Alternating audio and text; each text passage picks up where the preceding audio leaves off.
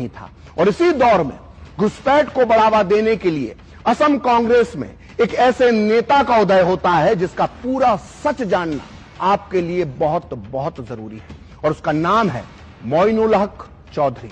आपको यह जानकर झटका लगेगा कि आजादी से पहले मोइनुल हक चौधरी मुस्लिम लीग के नेता हुआ करते थे। इतना ही नहीं, वो मुस्लिम लीग के यूथ फ्रंट के महासचिव होने के साथ साथ कुछ समय के लिए मोहम्मद अली जिन्ना के प्राइवेट सेक्रेटरी भी रहे थे।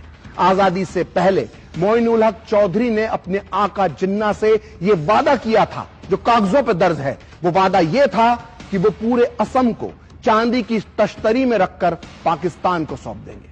अगर आपको लगता है कि जिन्ना का यह चेला पाकिस्तान बनने के बाद अपने आका जिन्ना के पास चला गया होगा तो आप फिर गलत हैं।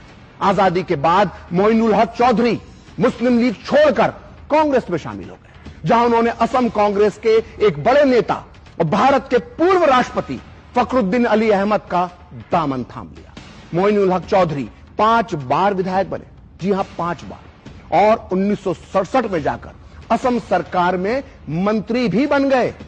लेकिन सबसे हैरानी की बात है कि जिन्ना के इस चेले को 1971 में प्रधानमंत्री इंदिरा गांधी ने अपने मंत्रिमंडल में शामिल कर लिया और मोइनुल हक चौधरी देश के औद्योगिक विकास मंत्री बना दिए गए। कितने अफसोस की बात है कि जो व्यक्ति जिन्ना का पर्सनल सेक्रेटरी था, एक दिन इस देश का मंत्री बन गया, वो भी केंद्र में। मोइनुल हक चौधरी की असम को लेकर क्या सोच रही होगी, इसका जिक्र मिलता है असम के पूर्व राज्यपाल लेफ्टिनेंट जनरल एसके सिन्हा की एक रिपोर्ट में, जो उन्होंने 8 नवंबर 1998 को भारत सरकार को सौंपी थी। इस रिपोर्ट में उन्होंने विस्तार से असम में होने वाली अवैध घुसपैठ पर प्रकाश डाला है। इस रिपोर्ट में लेफ्टिनेंट जनरल सिन्हा ने मोइनुल हक चौधरी के बारे में लिखा था कि जब देश के बंटवारे की मांग हो रही थी तो यह माना जा रहा था कि पूर्वी पाकिस्तान में बंगाल के साथ साथ असम को भी मिला लिया जाएगा।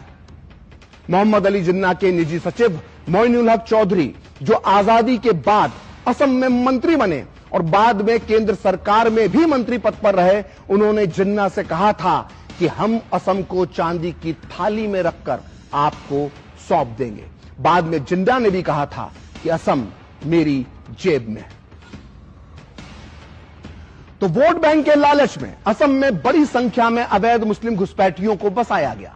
जिन्ना की मुस्लिम लीग से आजादी के बाद कांग्रेस में आए मोइनुल हक चौधरी जैसे नेताओं के सर पर कांग्रेस के पुराने और वरिष्ठ नेता फखरुद्दीन अली अहमद का हाथ था। आरोप तो यह भी है कि उस घुसपैठ को फखरुद्दीन अली अहमद का समर्थन प्राप्त था।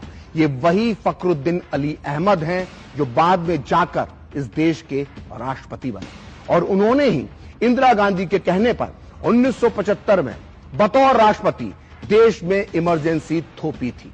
देश के पूर्व राष्ट्रपति फखरुद्दीन अली अहमद के बारे में मैं इतनी बड़ी बात ऐसे ही नहीं कह रहा हूं। मैं अपनी बात को साबित करने के लिए सहारा लेना चाहूंगा खुद नेहरू परिवार के एक अहम और सम्मानित सदस्य का, जिसका नाम है बीके नेहरू।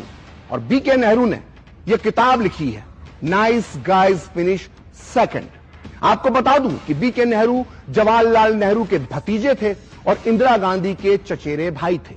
बीके नेहरू 1968 से 1973 तक असम के राज्यपाल भी रहे। उन्होंने अपनी इस मशहूर किताब नाइस गाइज फिनिश सेकंड में यह आरोप लगाया है कि जब जब उन्होंने असम में घुसपैठ की समस्या का मुद्दा उठाया तो उसे फखरुद्दीन अली अहमद जैसे नेताओं ने मुसलमानों पर अत्याचार बताकर इंदिरा सरकार से खारिज करवा दिया। बीके नेहरू अपनी इस किताब नाइस गाइज फिनिश सेकंड के पेज नंबर 543 पर लिखते हैं कि मेरे कार्यकाल के दौरान अवैध घुसपैठियों को निकालने के प्रयास शुरू हुए थे, लेकिन हुआ यह कि फखरुद्दीन अली अहमद, मोइनुल हक चौधरी और डीके बरुआ ने दिल्ली में जाकर यह शोर मचाया कि असम में मुसलमानों पर अत्याचार किए जा रहे हैं। दिल्ली यानी केंद्र सरकार ने इस शोर का समर्थन किया क्योंकि पूर्वी पाकिस्तान से आए मुसलमान कांग्रेस के लिए वोट बैंक थे।